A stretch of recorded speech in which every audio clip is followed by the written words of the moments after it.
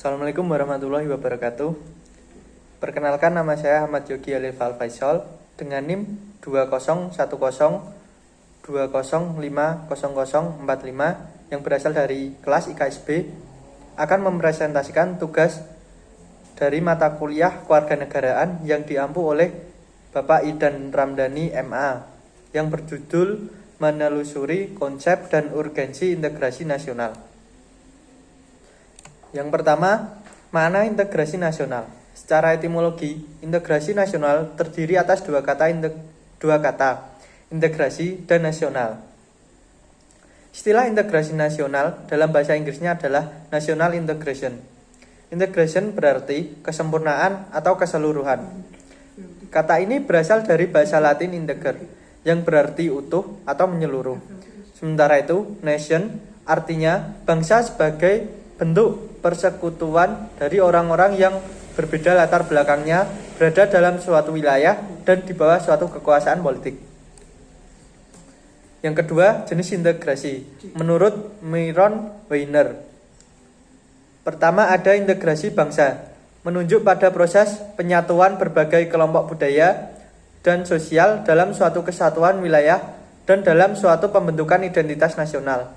Contohnya, kelompok budaya yang beragam menjadi satu. Yang kedua ada integrasi wilayah, yaitu menunjuk pada masalah pembentukan wewenang kekuasaan nasional pusat di atas unit-unit sosial yang lebih kecil, beranggotakan kelompok-kelompok sosial budaya masyarakat tertentu. Contohnya, integrasi wilayah dapat menyatukan wilayah negara. Yang ketiga ada integrasi nilai, menunjuk pada konsensus terhadap nilai yang minimum yang diperlukan dalam memelihara tertib sosial. Contohnya, orang bersedia bersatu karena ada nilai bersama yang diterima dan dijunjung.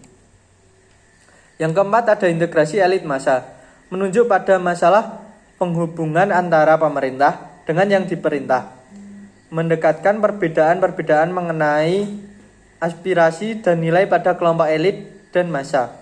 Contohnya, pemimpin yang dekat dengan rakyat akan mampu mengintegrasikan. Kelima, ada integrasi tingkah laku, menunjuk pada penciptaan tingkah laku yang terintegrasi dan yang diterima demi mencapai tujuan bersama. Contohnya, orang-orang bekerja secara terintegrasi karena memiliki tujuan yang sama. Berikutnya menurut Suroyo. Pertama, integrasi politik. Dalam tatanan integrasi politik, terdapat dimensi vertikal dan horizontal. Dimensi yang bersifat vertikal menyangkut hubungan elit dan massa. Dimensi horizontal menyangkut hubungan yang berkaitan dengan masalah teritorial, antar daerah, antar suku, antar umat beragama, dan golongan masyarakat Indonesia. Kedua, ada integrasi ekonomi. Integrasi ekonomi berarti terjadinya saling ketergantungan antar daerah dalam upaya memenuhi kebutuhan hidup rakyat. Ketiga, ada integrasi sosial budaya. Integrasi ini merupakan proses penyesuaian unsur yang berbeda dalam masyarakat sehingga menjadi satu kesatuan. Berikutnya, yang ketiga ada pentingnya integrasi nasional.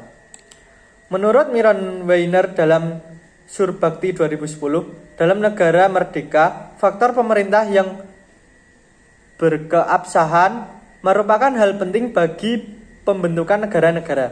Hal ini disebabkan tujuan negara hanya akan dapat dicapai apabila terdapat suatu pemerintah yang mampu menggerakkan dan mengarahkan seluruh potensi masyarakat agar mau bersatu dan bekerja bersama.